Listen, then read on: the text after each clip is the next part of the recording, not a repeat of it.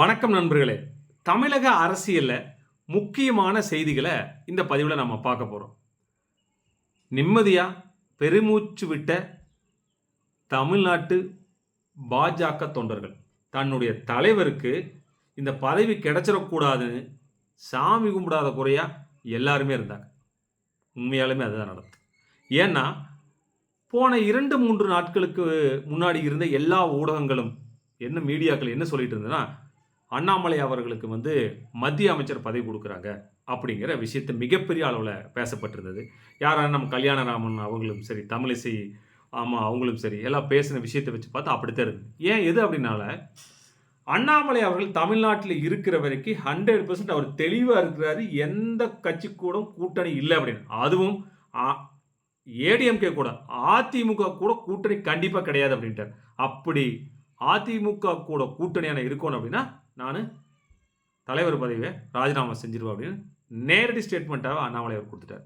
இதுக்கு மிகப்பெரிய ஒரு தொந்தரவா இருப்பாரு அப்படிங்கிறனால, இவர மத்திய அமைச்சர் ஆக்கிரலாம் அப்படிங்கிற முடிவுக்கு சென்ட்ரல் கவர்ன்மென்ட் இருக்குது அப்படிங்கிற மாரி ஊடகங்கள் பேசிட்டு இருந்தாங்க. ஆனா, நரேந்திர மோடி அவர்கள் அந்த எலக்ஷன் ரிசல்ட் அன்னைக்கு நாம ஒரு பதிவுல முன்னாடி போட்டிருப்போம். நரேந்திர மோடி நேரடியா கூப்பிட்டு, நீங்க ஒண்ணும் கவலைப்படாதீங்க. தமிழ்நாட்டுல சீட்டு கிடைக்காட்டி பரவால்ல.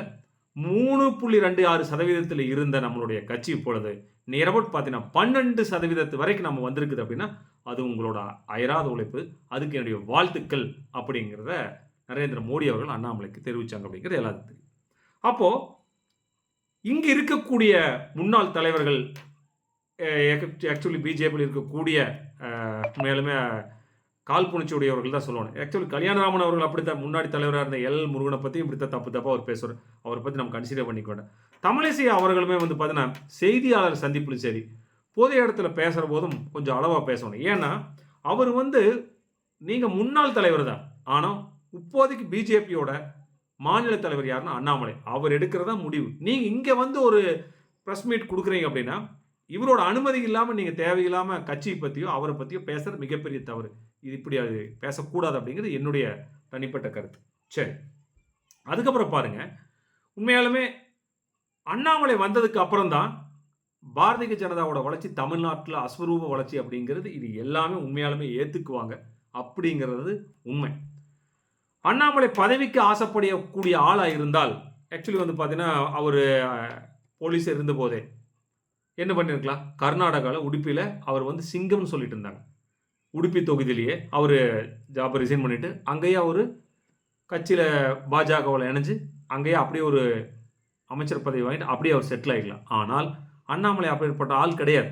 அவருக்கு சவால்கள் தான் அவரோட எதிர்கொள்றதுல அவர் மிகப்பெரிய ஆள். ஏன்னா அங்கே உடுப்பியில் பார்த்தீங்கன்னா கர்நாடக மக்கள் அவர் வீட்டை அவரோட படத்தை மாட்டி வச்சுருந்தாங்களாம்.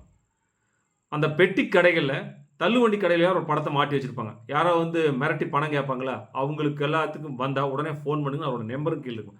அந்த அளவுக்கு அவங்களோட மனசில் மிகப்பெரிய லெவலில் இடம் பிடித்திருந்தவர் அண்ணாமலை. ஏன்னா அவர் உழைப்பு அப்படி. அப்போ அப்படி இருந்தக்கூடிய அண்ணாமலை அவருடைய அவ்வளவு பெரிய உயர் பதவியை ரிசைன் பண்ணிட்டு பாஜகவில் இணைகிறார் அப்படின்னா சும்மா சாதாரணமான ஆள் கிடையாது. ஏன்னா அவரோட உழைப்புங்கிறது அசாத்தியமான உழைப்பு. அதைய 2, 3 நாட்களுக்கு முன்னாடி தேர்தல் வியூக வல்லுநராக இருக்கக்கூடிய பிரசாந்த் கிஷோர் அவர்கள் பிபிசி ஊடகத்துக்கு ஒரு பேட்டியில் சொல்றாரு, இந்த ட்ரிப்பு தமிழ்நாட்டில் பாஜக வளர்ச்சி அப்படிங்கிறது அஸ்வரூப வளர்ச்சி. அதை யார் சொன்னாலும் சரி சொல்லாட்டி சரி, நான் ஃபர்ஸ்டே சொன்னேன், Annamalai is a dangerous person. அவர் மிகப்பெரிய ஆபத்தான மனிதர். இந்த வளர்ச்சி அப்படிங்கிறது இது ஒரு மிகப்பெரிய வளர்ச்சி. இது தவிர்க்கவே முடியாது. திராவிட கட்சிகளுக்கு இது மிகப்பெரிய ஒரு சவாலாக இருக்குது 2026ன்னு பிரசாந்த் கிஷோர் சொல்லிக்கிறாருன்னா இது என்ன சாதாரண விஷயங்களா? அப்போ அண்ணாமலை அப்படிங்கிற ரொம்ப தெளிவாக இருக்கார். நாம் அடுத்தது என்ன பண்ண போகிறோம், என்ன செய்ய போகிறோம் அப்படிங்கிறதுல மிகப்பெரிய லெவலில் ரொம்ப சரியாக இருக்கார். அதனால தான் அத்தனை தொண்டர்களும் அவர் சார்ந்து அவருக்கு பின்னாடி நிற்கிறாங்க. அப்படின்னா ஒரு மிகப்பெரிய தலைவனுடைய சரியான ஒரு பயணம் தான். கோயம்புத்தூரில் அவருடைய தோல்வி அப்படிங்கிறது பார்த்தீங்கன்னா பெரிய தோல்வி கிடையாது. ஏன்னா மிகப்பெரிய கட்சியாக இருக்கக்கூடிய ஏடிஎம்கே அண்ணாமலை அவர்களை விட 2,36,490 ஓட்டுகள் கம்மியாக இருக்குது. ஆக்சுவலி வெற்றி பெற்ற டிஎம்கே வேட்பாளர் விட அண்ணாமலை வந்து 1,18,068 ஓட்டுகள் தான் கம்மி. நினைச்சு பாருங்க. அப்போ இவங்களுக்கு 2 பேத்துக்கு வித்தியாசங்கிறது வேண்டாங்க. அண்ணாமலைக்கும் சிங்கை ராமச்சந்திரனுக்கும் வித்தியாசம் பார்த்தாலே 2,36,490 ஓட்டுகள் வந்து அண்ணாமலை அவரோட அதிகமா வாங்கிக்கிறார் அப்படின்னா வளர்ந்துருக்காரா இல்லையா? அது வேற.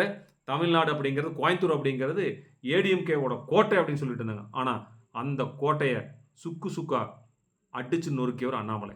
நினைச்சு பாருங்க.